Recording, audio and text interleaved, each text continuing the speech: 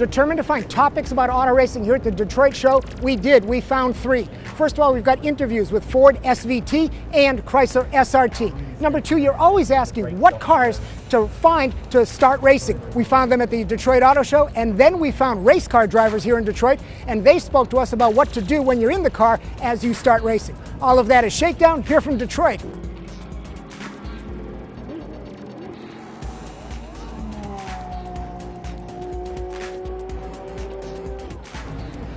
Before we get to the Detroit stories, a reminder, the Dubai 24 race is this weekend. You can catch it online.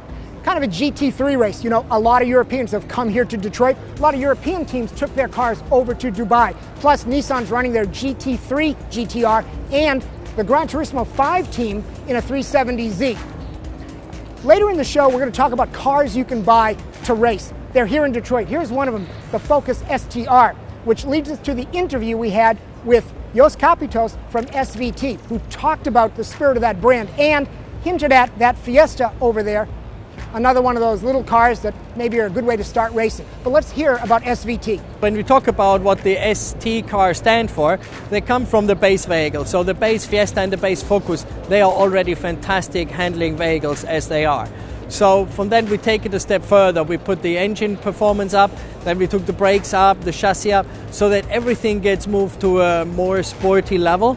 So also, but we keep with the STs, we keep absolutely the all-day capabilities. So it's a great car to drive every day, but it's also very great to drive sporty and also with a great track capability. SRT is the AMG of Chrysler. They may not like that comparison given the Daimler-Chrysler history, but that's what it is. Let's hear more about SRT.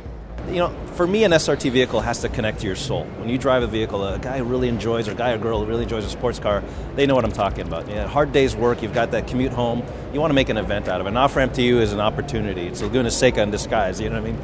So a car that can kind of bring that performance level when you need it on demand. At the same time, be a great driver's car every day. So that's what we try to do, is blend the outright performance with everyday livability. Porsche didn't bring race cars to the Detroit Auto Show. They brought their race car drivers, and we spoke to them about how to start a career in racing and the techniques to become a better race car driver when you start to learn the craft. Let's hear what they have to say. Well, absolutely. The most important thing to get started is to get exposure.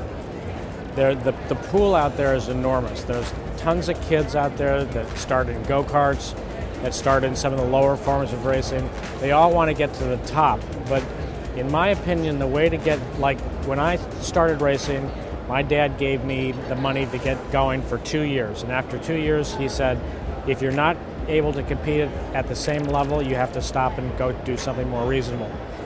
So on my 3rd year of racing, I won Daytona, and I backed that up by winning Sebring. Those 2 races put my name in the highlights. And that's the kind of exposure that a young kid needs to get. He needs to really plan very carefully, if he's got some funds, to spend those funds to maximize how far that money goes. Today, what we didn't have as kids, which has really grown in the U.S., is indoor karting. I think that indoor karting and simulation racing, if that was around, online sim racing, if that was around when I was a kid, those might have been my gateways to motorsport, because it would have been more affordable than karting. But indoor karting is pretty risk-free. You sort of show up and pay your dues and jump in a go-kart, and there's quite a few scholarships out there where you can link some fast lap times into turning into some good racing.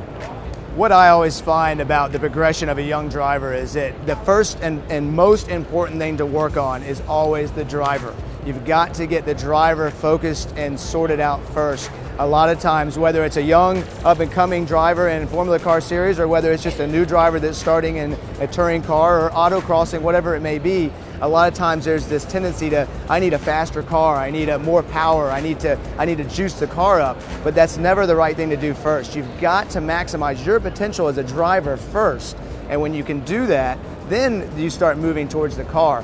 So I'm always, in my coaching and my driving myself, you always have to focus on the driver, and you've got to focus on just the mental strength it takes to be a driver, but also the understanding of building your pace up gradually. You don't go out and set track records your first time. You know, I cut my teeth in club racing and worked through in small formula cars, and that's where I learned to drive and learned to push myself. First learning how to drive the car itself on the particular track I'm at, and then graduating into learning how to race. What I learned first is just car control, pure car control. And through the pedals, through the wheel, you know, on those dirt roads, you're sideways and having fun. And one thing I always said was when I was having fun, I was driving the best also. So it's all pure car control for me. And I would say my car control was a little bit ahead of my mental aspect when I first hit the racetrack. But I had to catch up and then finally balance it all out. It's one thing to map a plan to have a racing career and to learn the skills to be a racer, but you need the tools. Let's walk the show and look at the cars that can become that first race car for you. Starting with Mini. Mazda has 2 cars to start racing. You know the Miata, not that speedster version, cool as it is, but the Spec Series car. And over here, the Mazda 2. This is a turbo concept, but again, B-Spec Mazda 2, a way to start racing and get it done right. You can't go wrong with the Golf R. There's a B-Spec version of this Kia Rio. Got to look at that too. And now this, Subaru BRZ, but the Toyota 86, Scion FRS, we know these will be track cars, right? Another B-Spec car, Fiat 500. SRT's working on it right now.